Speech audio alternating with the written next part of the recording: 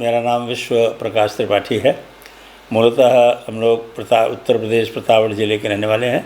मेरा नाम जगन्नाथ भंज, उड़ीसा प्रांत, जिला भद्रक और ग्राम रानीताल। मेरा नाम योगेश राजाराम पाटिल है। मैं मूलतः महाराष्ट्र का शहादा जो शहर है वहाँ का रहने वाला हूँ। मेरा नाम उत्तम गायकवाड़ है।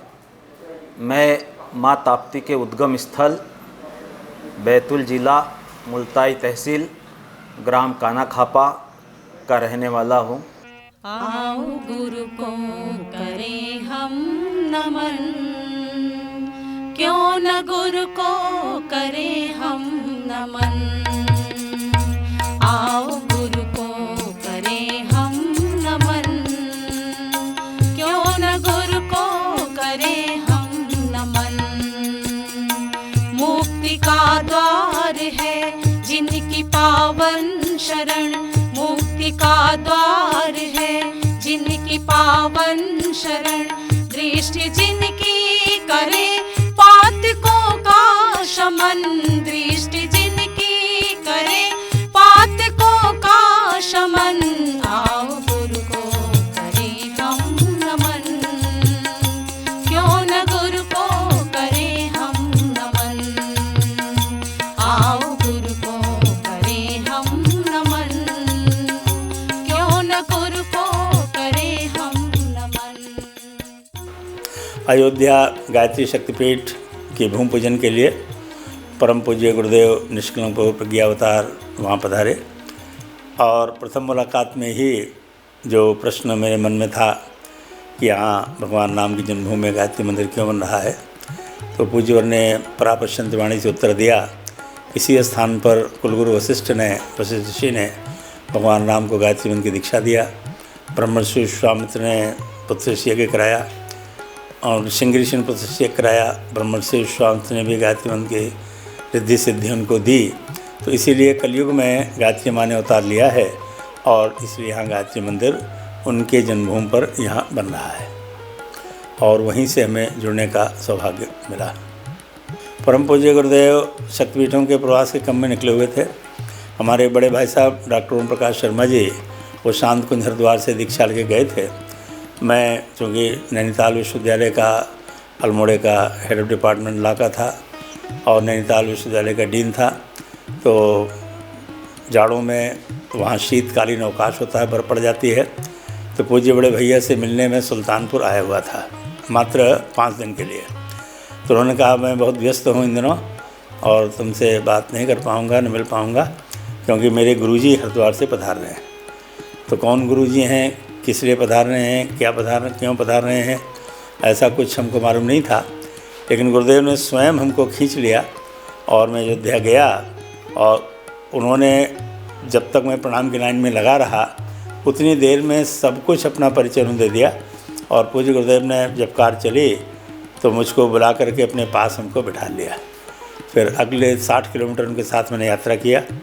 फिर अगले दिन मैंने दीक्षा भी सुल्तानपुर गायत्री शक्तिपीठ की प्राण प्रतिष्ठा के समय मैंने वहीं पर लिया।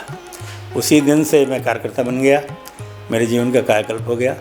युग परिवर्तन, क्योंकि मैं कानून का विद्यार्थी था, अभी भी मैं कानून का अध्ययन करता रहता हूँ।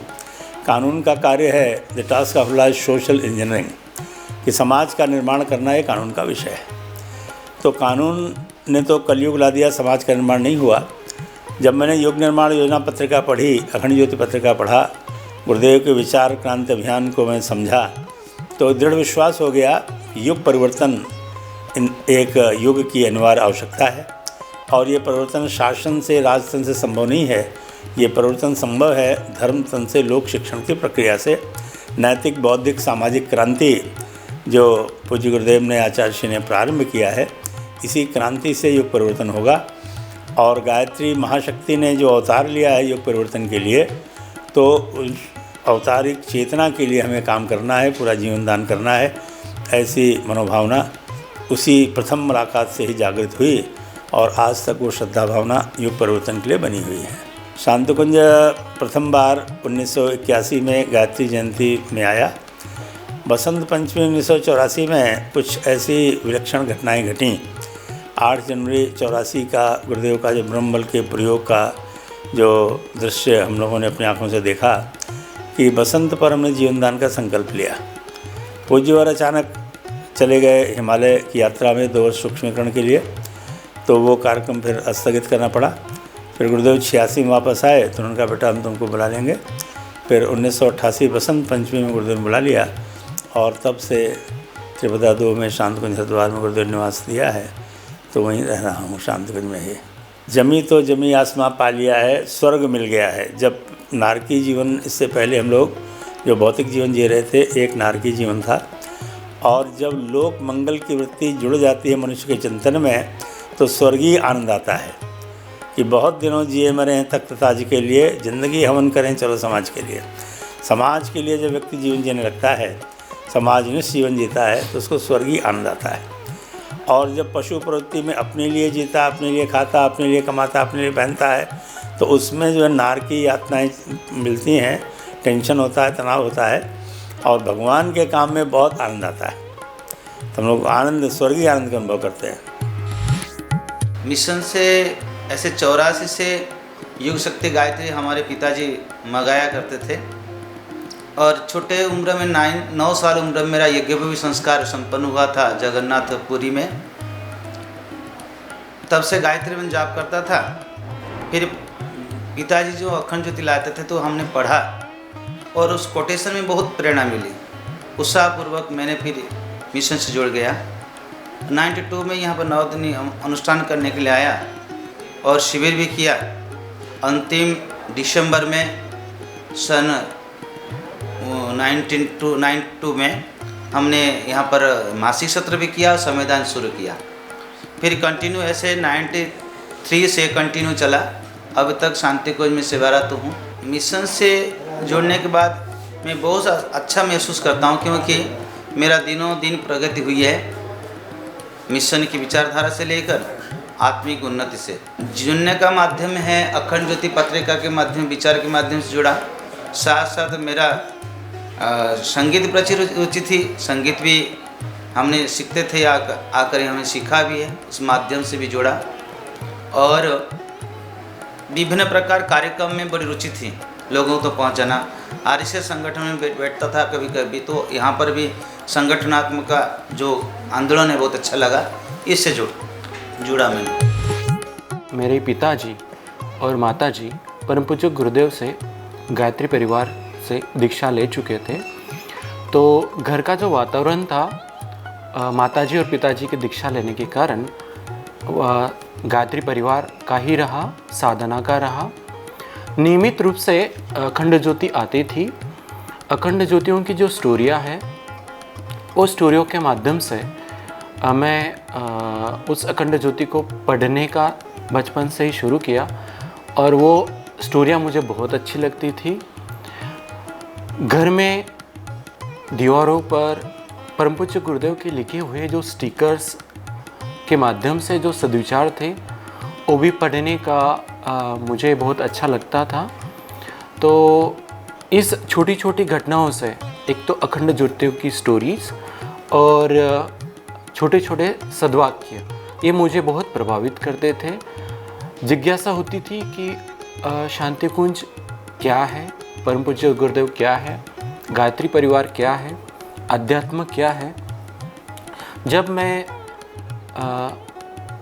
12वीं का जब साइंस का स्टूडेंट्स था, तो साइंस में एक फिजिक्स का सब्जेक्ट आता है, तो उस सब्जेक्ट में मुझे बहुत ज़्यादा इंटरेस्ट था, जिसमें क्वांटम फिजिक्स आता है। तो जब परम पूज्य गुरुदेव के जब हम विचार पढ़ते थे किताबों के माध्यम से, आर्ष ग्रंथों के माध्यम से, तो उस क्वांटम फिजिक्स के बहुत सारे सवालों के जवाब मुझे मिल जाते थे। तो इस चीज़ से मैं काफ़ी प्रभावित होता था कि जो गुरुदेव की लेखनी है उसमें साइंस भी काफ़ी गहराई तक है, और सिर्फ अध्यात्म ही नहीं है, विज्ञान का भी बहुत गहरा संबंध है वो परम पूज्य गुरुदेव की लेखनी में। तो मुझे बहुत प्रभावित करता रहा। फिर आगे चलकर जब कॉलेज की लाइफ आई, तो कहीं ना कहीं मैं घर में चल रही है गायत्री परिवार के वातावरण से, यज्ञ से, साधना से, ऐसी बहुत सारी रूटीन्स की जो मिशन की एक्टिविटीज़ की जो इवेंट्स थी, उस इवेंट्स के कारण कहीं ना कहीं मेरे मन में एक जागरूकता बोल सकते हैं कि एक क्वेश्चंस बोल सकते हैं कि एक जिज्ञासा बोल सकते हैं उठती रही कि आखिरकार अध्यात्म क्या है। तो उसके ऊपर जब मैं बैचलर लाइफ में था तब एक झुकाव आया कि अध्यात्म है क्या, जीवन है क्या, तो इन और जीवन के सफलता का उद्देश्य क्या है, इसका क्या महत्व है, गुरु का क्या महत्व है। मन में जब कोलाहल उमड़ता रहा तो सभी जिज्ञासाओं का जो समाधान है तो परम पूज्य गुरुदेव के आर्ष वाङ्मय से मिले। फिर आगे चलकर ये महसूस हुआ कि शांति कुंज का विजिट किया जाए। जब मास्टर कंप्लीट हुआ तब शांति कुंज आना हुआ। 2000 में भी ये प्रयास बना था एक, लेकिन तब प्रोग्राम के कारण नहीं हो पाया। लेकिन जब कॉलेज की लाइफ शुरू हुई तब कॉलेज की लाइफ में शांति कुंज एडमिशन के बहाने आना हुआ। ये तो सौभाग्य हम समझते हैं कि परम पूज्य गुरुदेव से हम जुड़ गए या उन्होंने हमें जोड़ लिया। अगर देखते हैं तो मेरे अंदर बहुत सारे चेंजेस आए।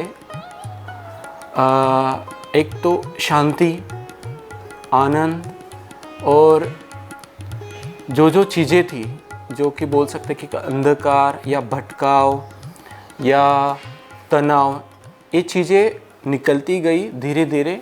परम पूज्य गुरुदेव के जो साहित्य है उसमें जैसे जैसे पढ़ते गए वैसे वैसे मन में शांति और आनंद का अनुभव होता गया। कौन गुरु से बड़ी शक्ति है विश्व में, कौन गुरु से बड़ी शक्ति है विश्व में, कौन गुरु से बड़ी भक्ति है विश्व में, कौन गुरु से बड़ी भक्ति है विश्व में। विष्णु शिव और ब्रह्मादि सबसे बड़ी, विष्णु शिव और ब्रह्मादि सबसे बड़ी कौन सी और अभिव्यक्ति है विश्व में, कौन सी और अभिव्यक्ति है विश्व में। इन सभी से बड़े गुरु चरण, आओ गुरु को करें हम नमन। इन सभी से बड़े गुरु चरण, क्यों न गुरु को करें हम नमन। मेरा शुरू से ही संगीत के प्रति थोड़ा लगाव था और क्रांतिकारी गतिविधियां, सामाजिक सेवा में रुचि थी। तो जब गुरुदेव के क्रांतिकारी विचारधारा को समझा और जो इसके संगीत भी हमने ये देखे कि पूरे क्रांतिकारी होते हैं, समाज निर्माण के होते हैं, तो उस माध्यम से एक लगाव, एक रुचि जागी कि हमको एक अच्छा प्लेटफॉर्म भगवान का काम, समाज की सेवा के लिए मिल रहा है। 1993 में मैंने 9 दिवसीय सत्र किया था और उसके बाद में फिर 1994, 95, 96 तक महापूर्णाहुति तक संविधान दिया था, अर्धपूर्णाहुति अवलखेड़ा तक। उसके बाद में फिर कंटिन्यू तो आज तक चल रहा है। पहले की जो ज़िंदगी थी वो बड़ी विचित्र टाइप की थी। कहीं कोई आप ये कह सकते हैं कि आधारहीन ज़िंदगी थी। करते थे, अच्छा करने का प्रयास करते थे, लेकिन उसमें कोई कंटिन्यूटी नहीं थी। जब से मिशन में आए, गुरुदेव के साथ में कंटिन्यू काम करने लगे, तब से सोच तो बदली है, काम करने का तरीका बदला है, संगठन की क्षमता बढ़ी है, नए नए लोगों से मिलना, उनका समाज के लिए, राष्ट्र के लिए कैसे उपयोग करना चाहिए, प्रेम सहकार बढ़ाते हुए कैसे मिशन की गतिविधियों को आगे बढ़ाना चाहिए। तो उससे धीरे धीरे अपने जीवन की जो चाहे आलस प्रमाद हो, चाहे कटुता हो, चाहे हमारे अंदर क्रोध की भावना हो, वो धीरे धीरे लगभग भगवान की कृपा से ख़त्म होते चली गई। आज हम कह सकते हैं कि एक अच्छे मिशन के, एक अच्छे कार्यकर्ता के रूप में धीरे धीरे अपने आप को विकसित करने का प्रयास कर रहे हैं। सभी के लिए मैं मेरे तरफ से एक संदेश देना चाहता हूँ कि अब तक जो मैं शांति कुंज में रहा या परम पूज्य गुरुदेव से जुड़ा, उसमें एक ही समझ में आया कि जो अध्यात्म का जो सच्चा स्वरूप है, तो वो सच्चा स्वरूप परम पूज्य गुरुदेव की लेखनी में है, शांति कुंज में है।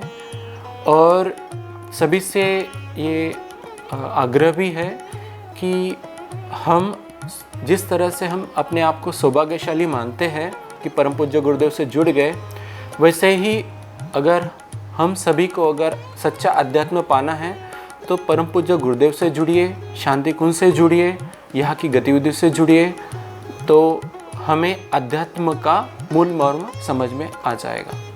ये एक क्रांतिकारी विचारधारा परम पूज्य गुरुदेव ने दी है और हम लोग महसूस करते हैं कि बिना हमारे संस्थापक के ये मिशन आज जब ऐसा सुनते हैं कि कोई मिशन के संस्थापक चले जाते हैं तो धीरे धीरे वो संस्था ख़त्म होने लगती है।